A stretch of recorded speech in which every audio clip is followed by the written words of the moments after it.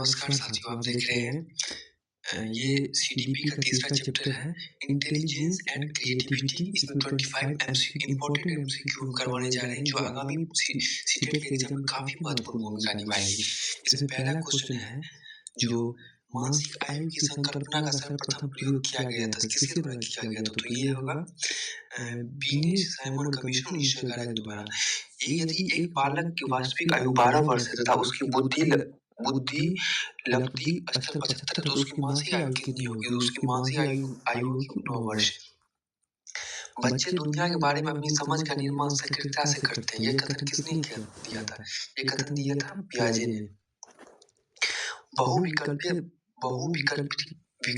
बुद्धिमत्ता सिद्धांत के अनुसार जानवरों, खनिजों तथा पौधों की सभी किस्मों की पहचान करने तथा वर्गीकृत करने की योग्यता क्या कहलाती है? ये कहलाती है प्राकृतिक बुद्धिमत्ता।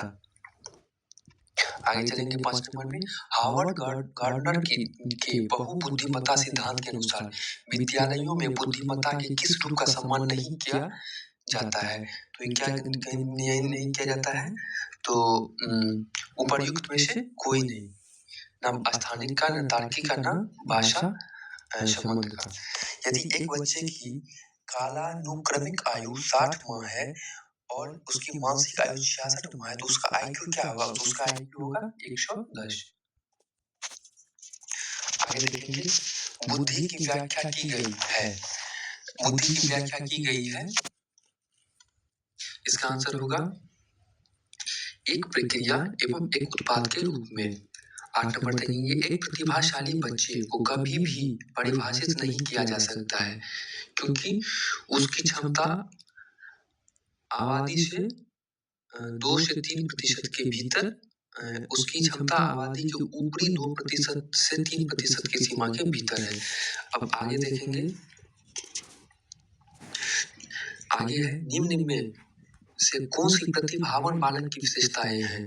तो प्रतिभावान बालक की विशेषता होगी तीव्र निर्णय लेने की क्षमता तथा आत्मविश्वासी होते हैं। स्पीयरमैन के अनुसार सम्मान कारक अर्थात जी क्या होता है? जन्मजात से अपरिवर्तनीय होता है। जन्मजात से क्या होता है? अपरिवर्तनीय होता है। प्रकारीय बहुबुद्धि का सिद्धांत किसने दिया था? ये दिया था हावर्ड गार्डनर ने। बुद्धि लब्धि और शैक्षिक निष्पादन के बीच संबंध क्या होता है? ये क्या होता है? तो ये होता है गहरा और सीधा, समानुपाती, उपरोक्त, सभी ये सारे होते हैं। लोगों का बहुभाग औसत है, कुछ अधिक बुद्धिमान है और कुछ बहुत मंद बुद्धि है। यह कथन स्थापित सिद्धांत पर आधारित है। किस कथन पे है? तो बुद्धिमत्ता का बुद्धिमत्ता का वितरण पे आधारित है। एक शिक्षिका अपने शिक्षार्थी की विभिन्न अधिगम शैलियों को संतुष्ट करने के लिए वैविध्यपूर्ण कार्यों का उपयोग करती है। वह डैश से प्रभावित, वह किससे प्रभावित है? वो गार्डनर के बहुबुद्धि सिद्धांत से प्रभावित है। साइकोमेट्रिक परीक्षण में जी का कारक का अस्तित्व डैश के द्वारा प्रस्तावित किया गया। तो किसके द्वारा प्रस्तावित किया गया है? तो ये बिनेट के द्वारा किया गया। बुद्धि तार्किक चिंतन है। बुद्धि की यह परिभाषा किसने दी थी?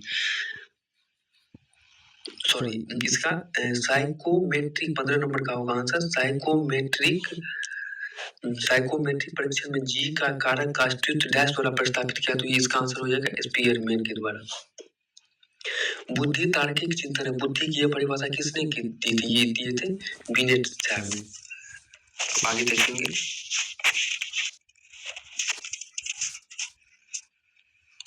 बुद्धि लब्धि याद करने का सूत्र क्या होगा? तो मानसिक आयु बटे वास्तविक आयु गुना 100। मानसिक आयु बटे वास्तविक आयु गुना 100, इसका आंसर हो जाएगा सी। अब आगे चलते देखते हैं। विभिन्न एक दिवस दृष्टा पुस्तक पढ़ने में रुचि रखने वाला अपने विचारों को दूसरे के समक्ष अभिव्यक्त करने में असमर्थ, अमिलनसार और आदर्शवादी बालक है, तब उसके व्यक्तित्व का प्रकार कैसा है? तब उसके व्यक्तित्व का प्रकार अंतर्मुखी है। शिक्षा मनोविज्ञान शैक्षिक अभिवृद्धि का व्यवस्थित अध्ययन है। शिक्षा मनोविज्ञान की परिभाषा दी गई है CH जूड द्वारा।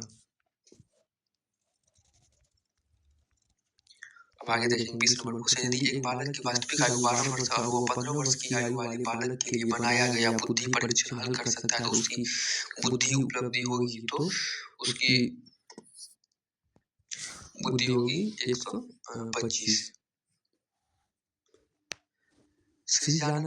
क्रिएटिविटी के में मूल रूप से निहित है सृजनात्मकता, क्रिएटिविटी के मूल रूप में निहित है, तो इसका क्या हो जाएगा, इसका आंसर हो जाएगा अविचारी चिंतन। इसका आंसर हो जाएगा अविचारी चिंतन। क्रिएटिविटी रिसर्च में अग्रणी थे, कौन थे क्रिएटिविटी रिसर्च में अग्रणी, तो गिलफोर्ड थे। निम्नलिखित में कौन सा विकास का सिद्धांत नहीं है, सभी की विकास दर समान नहीं होती। आगे देखेंगे, एक शिक्षिका पाठ्य पुस्तक और फल सब्जियों में कुछ चित्रों का प्रयोग करती है और अपने विद्यार्थियों से चर्चा करती है। विद्यार्थी इस जानकारी में अपनी पूर्व ज्ञान से जोड़ते हैं और पोषण की संकल्पना को सीखते हैं। यह उपागम पर्याप्त पद आए थे, यह उपागम किस पे है, ज्ञान के निर्माण पे। जब बच्चे की दादी उसे उसकी माँ की गोद से ले लेती है तो बच्चा रोने लगता है, क्या ज्ञान होता है, ये होता है वियोग दुश्चिंता के कारण। ये CDP का तीसरा चैप्टर इंटेलिजेंस